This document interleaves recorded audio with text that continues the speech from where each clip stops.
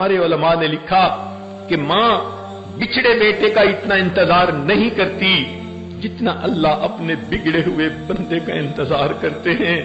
इसीलिए तो कुरान मजीद में फरमाया, या अय्युहल इंसान मा गर्रक बिरब्बिकल करीम, ए इंसान तुझे तेरे करीम परवरदिगार से किस चीज ने धोखे में डाल दिया।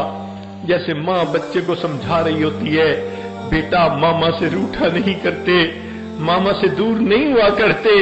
लगता है इस आयत मुबारक में अल्लाह रब्बुल इज्जत बंदों को इसी तरह समझा रहे हैं, ऐ बंदो अपने परवरदिगार से रूठा नहीं करते, उससे दूर नहीं जाया करते। आओ परवरदिगार का दर खुला है। हकीकत बात तो ये है, जो रब्बे करीम के दरवाजे से पीठ फेर के जाता, आदाब शाहाना का तकाजा ये था, उस बंदे की पुश्त में एक लात लगवा दी जाती और उसके लिए दरवाजे को बंद कर दिया जाता। वो बदबख्त मेरे दरवाजे को पीठ फेर के जा रहा है, अब ये दरवाजा हमेशा के लिए बंद कर दिया। मगर अल्लाह रब्बुल इज्जत ऐसा तो नहीं करते, दरवाजा खुला रखते हैं, बंदे को चाहते हैं कि मेरे दर पर आए। बल्कि उलमा ने लिखा है, एक नौजवान जिसने सारी जिंदगी शैतानी शहवानी नफसानी कामों में गुजार दी, हत्ता के बुढ़ापा आ गया, नौकरी न रही, कोई कमाने का जरिया न रहा, औलाद थी नहीं, बीवी भी फौत हो गई। अब वो अकेला किसी रिश्तेदार के घर में पड़ा रहता है। तो वो बंदा जिसके पास न माल है, न जमाल है, न दुनिया की कोई और चीज है, हर वक्त खांसता रहता है। उसको रिश्तेदार भी कहता है, ऐ बूढ़े तुम्हारे खांसने की वजह से मेरे बच्चे परेशान होते हैं, चले जाओ यहां से। उसने भी धक्का दे दिया तो उस वक्त वो बूढ़ा उस घर से निकलता है, हाथ में लाठी पकड़ी हुई है, कमर टेढ़ी हो गई, अब हाँफता हुआ कांपता हुआ चलता हुआ सोचता है, कहां जाऊं, कोई दर नहीं, कोई घर नहीं, मोहब्बत करने वाली बीवी नहीं, औलाद नहीं, मैं अकेला हूं, बेसहारा हूं। उस वक्त तुझे खुदा का दर याद आता है कि चलो मैं अल्लाह के घर जाता हूं। अब ये बंदा जब मस्जिद में आता है, अल्लाह रब्बुल इज्जत इसे ताने नहीं देते, जब जवानी थी तुझे मस्जिद उस वक्त क्यों न याद आई, जब माल था तुझे मस्जिद क्यों न याद आई, जब हुस्न जमाल था क्यों मस्जिद याद न आई। अब तेरे पास है क्या, जिस्म पे बोटी नहीं, पेट में आंत नहीं, अब तुम्हें मेरे पास आने का वक्त आया। अल्लाह ताला उस बूढ़े को भी कोई ताना नहीं देते। जब वो इस बुढ़ापे में अल्लाह रब्बुल इज्जत के घर की तरफ आता है, अल्लाह फरमाते हैं, मेरे बंदे तूने जिंदगी में एहसास तो कर लिया, कोई तेरा परवरदिगार है, कोई तो तेरा है जिसे तू अपना कह सकता है। ऐ मेरे बंदे आ, एक बालिश आएगा, मेरी रहमत तेरी तरफ दो बालिश चलेगी। व इन अतानी यमशी अतईतहु हर वाला, तू चल के आएगा, मेरी रहमत तेरी तरफ दौड़ के जाएगी। उस अल्लाह की रहमतों पे कुर्बान जाएं जो अपने बंदे का इस हद तक इंतजार फरमाते हैं। ऐ करीम आका, आप कितना मोहब्बत करने वाले परवरदिगार हैं। चुनाचे उलमा ने लिखा है, अल्लाह रब्बुल इज्जत ने अपनी रहमत के 1000 हिस्से किए, एक हिस्सा उसने दुनिया में उतारा, उस हिस्से की वजह से आपस में तुम मोहब्बतें देखते हो। 999 हिस्से रहमत क़यामत के दिन ईमान वालों के लिए जाहिर होगी। अब अगर मां को कहा जाए तेरे बच्चे को तकलीफ देते हैं, तो मां कभी गवारा नहीं कर सकती। मशहूर वाकया है कि एक मर्तबा नबी अलैहिस्सलाम को इत्ला मिली कि अलकमा रज़ियल्लाहु अन्हु नौजवान हैं, रूह कबूल नहीं हो रही। नबी अलैहिस्सलाम बिलाल और सुहैब को साथ लेकर उनके पास आए, पता चला किसी वजह से मां नाराज है। नबी अलैहिस्सलाम ने उसकी वालिदा को कहा, आप बच्चे से राजी हो जाएं। वो कहने लगी, मैं हरगिज नहीं होंगी, मेरा दिल बहुत खफा है। जब मां ने इनकार कर दिया, नबी अलैहिस्सलाम ने अपने सहाबा से कहा कि जाओ लकड़ियां काट के लाओ। चुनाचे वो गए, लकड़ियां लेकर आए, ढेर लग गया। नबी अलैहिस्सलाम ने कहा, अच्छा इसको हम आग लगाएंगे। جب خوب آگ جلے گی تو ہم القمہ کو اس کے اندر ڈال دیں گے۔ بوڑھی عورت کو پتہ چلا، پوچھنے لگی میرے بیٹے کو آگ میں کیوں ڈالیں گے؟ نبی علیہ السلام نے فرمایا جب تم اسے معاف نہیں کرو گی اس نے جہنم کی آگ میں بھی تو جا کر جلنا ہے، ہم اسے یہیں آگ میں ڈال دیتے ہیں۔ جب ماں نے دیکھا کہ معاملہ سیریس ہے، کہتی ہے اچھا میرے بچے کو آگ میں نہ ڈالیں، میں نے اپنے بچے کو معاف کر دیا۔ ماں بچے کی تکلیف برداشت نہیں کر سکتی۔ اللہ رب العزت کا بھی معاملہ اسی طرح ہے۔ اگر کسی کے دل میں یہ سوال آئے پھر تکلیفیں کیوں آتی ہیں، پریشانیاں کیوں آتی ہیں، تو اس کی وجہ یہ ہے کہ اللہ رب العزت اپنے بندوں کے گناہوں کو دھوتے ہیں، معاف کرتے ہیں۔ آپ نے نہیں دیکھا خامد ایک کمرے میں بیٹھا ہے، اسے دوسرے کمرے میں بچے کو رونے کی آواز آتی ہے، وہ پوچھتا ہے کہ بچے کے پاس کوئی ہے؟ جواب ملتا ہے کہ اس کی ماں موجود ہے۔ وہ کہتے ہیں یہ کیسی ماں ہے، پاس بھی ہے پھر بچہ رو رہا ہے، اسے بتاؤ کہ ماں ہی تو رلا رہی ہے۔ وہ حیران ہوگا ماں رلا رہی ہے؟ جواب ملے گا ہاں بچے نے نجاست کر دی تھی، نجاست میں لتھڑ گیا تھا، ماں اسے صاف کر رہی ہے، نئے کپڑے پہنا رہی ہے، اور بچہ اس وجہ سے نہانے کی وجہ سے رو رہا ہے۔ تو یہ بچے کا رونا ماں کی سختی کی وجہ سے، ناراضگی کی وجہ سے، یا ماں کی دشمنی کی وجہ سے نہیں، ماں کی محبت کی وجہ سے ہے۔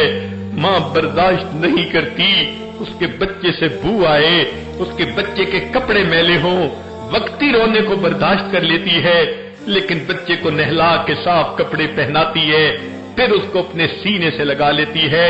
بالکل یہی معاملہ انسان کا ہے، دنیا میں رہتے ہوئے ایسے گناہ کر لیتا ہے، اس کا باطن نجس ہو جاتا ہے، دل سیاہ ہو جاتا ہے، گناہوں کی نجاست اس کو باطنی طور پر ناپاک کر دیتی ہے۔ اللہ رب العزت اس بندے کی نجاست کو پسند نہیں فرماتے، وہ خود بھی پاک ہیں، انہیں پاک بندہ اچھا لگتا ہے، لہذا کوئی بیماری، کوئی مصیبت، کوئی پریشانی بندے پر بھیج دیتے ہیں۔ ان کا اصل مقصد بندے کی میل کچیل کو اتارنا ہوتا ہے، بندے کو پاک صاف کرنا ہوتا ہے۔ پھر اللہ رب العزت اس بندے کو اس طرح بیماری سے پاک کر دیتے ہیں جیسے اس دن پاک تھا جب اس کی ماں نے اس کو جنم دیا تھا۔ قربان جائیں اللہ کی رحمت پر کہ یہ بیماریاں بھی رحمت کی شکل میں آ جاتی ہیں، بندے کو دھونے کے لیے، آخرت کے عذاب سے بچانے کے لیے۔ ان اللہ بالناس لرؤوف الرحیم، اللہ رب العزت اپنے بندوں پر بڑے رؤوف اور بڑے رحیم ہیں۔ لہذا اگر کوئی بندہ زندگی بھر گناہوں میں پڑا رہا اور پھر اسے احساس ہوا کہ میں نے خطا کی، مجھے چاہیے میں اپنے رب کو مناؤں، تو موت سے پہلے پہلے اللہ کا دروازہ کھلا ہے، بندے کو چاہیے کہ وہ آئے اپنے رب کو منا لے تاکہ اللہ رب العزت اس کے گناہوں کو معاف کر دے۔ حتیٰ کہ اللہ اتنے خوش ہوتے ہیں، اولئک یبدل اللہ سیئاتہم حسنات، اللہ تعالیٰ اس بندے کے گناہوں کو اس کی نیکیوں میں تبدیل فرما دیتے ہیں۔ چنانچہ ابن قیم رحمت اللہ علیہ نے ایک واقعہ لکھا، فرماتے ہیں میں ایک مرتبہ ایک گلی میں سے گزر رہا تھا، ایک دروازے کے قریب جب پہنچا میں نے دیکھا کہ دروازہ کھلا، ایک ماں اپنے 8-9 سال کے بچے پر خفا ہو رہی تھی، ناراض ہو رہی تھی، کہہ رہی تھی تو ڈھیٹ بن گیا، ضدی بن گیا، میری کوئی بات نہیں مانتا، کام چور بن گیا، کوئی کام نہیں کرتا، اور کہہ رہی تھی اگر تم نے میری بات نہیں ماننی دفع ہو جاؤ، میں تمہاری شکل نہیں دیکھنا چاہتی۔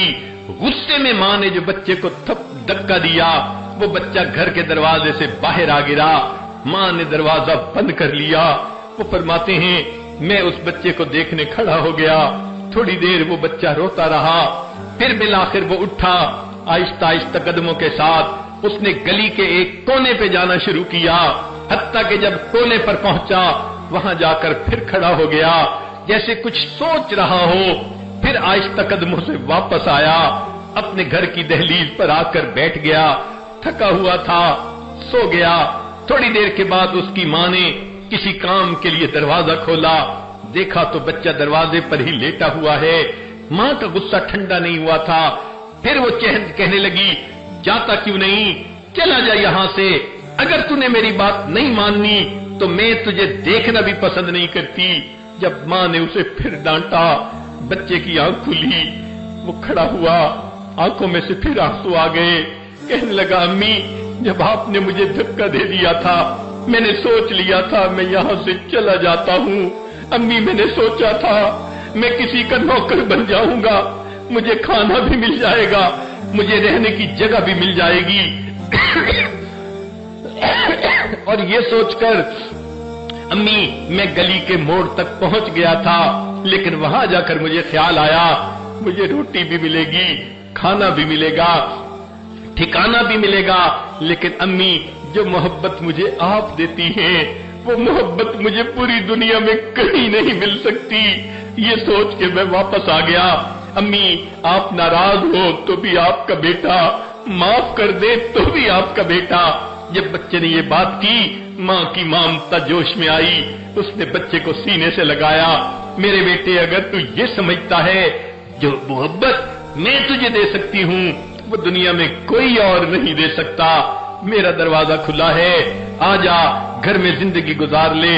ابن قیم رحمت اللہ علیہ یہ واقعہ لکھنے کے بعد فرماتے ہیں کہ جب اللہ رب العزت کا گنہگار بندہ اپنے گناہوں پر نادم اور شرمندہ ہو کر اللہ کے دروازے پہ حاضر ہوتا ہے اور آ کر کہتا ہے، الہی عبدک العاصی یتاکا، اللہ آپ کا گنہگار بندہ آپ کے دروازے پر حاضر ہے، مقرم بالذنوب وقد دعاکا، اللہ اپنے گناہوں کا اقرار کرتا ہے اور آپ کی خدمت میں یہ گزارش کرتا ہے، فَإِن تَغْفِرْ فَأَنْتَ لِذَاكَ أَهْلٌ، اللہ اگر آپ معاف کر دیں تو آپ کو تو یہ بات سجتی ہے، وَإِن تَطْرُدْ فَمَن يَرْحَمْ سِوَاكَ، اللہ اگر آپ مجھے دھکا دے دیں تو پھر میرے لیے کون ہے جو مجھ پر رحم کرنے والا ہو۔ عجیب بات ہے، دنیا کی روٹی کا سوال کرنے والا کسی دروازے سے خالی چلا جائے اس کو کوئی حسرت نہیں، کوئی افسوس نہیں، دوسرے دروازے پہ چلا جائے گا، نہ ملی تیسرے دروازے پہ چلا جائے گا، مگر معاملہ تو انسان کا ہے۔ اگر وہ اللہ رب العزت کے دروازے پر آیا اور یہ دروازہ نہ کھلا، اب اس کے لیے دوسرا کوئی دروازہ نہیں۔ جو اللہ کے دروازے سے خالی جاتا ہے وہی بدبخت ہوتا ہے، وہی شقی ہوتا ہے۔ ہم اللہ رب العزت کی رحمت کو سوچیں اور اپنے گناہوں پر نظر ڈال کر آج کی اس محفل میں یہ فیصلہ کریں، اے کریم آج تک ہم اپنے زندگی غفلت میں گزارتے رہے، نمازوں میں سستی ہوتی رہی، پردے میں کوتاہی ہوتی رہی، زبان سے دوسروں کی غیبت ہوتی رہی، بہتان بازی ہوتی رہی۔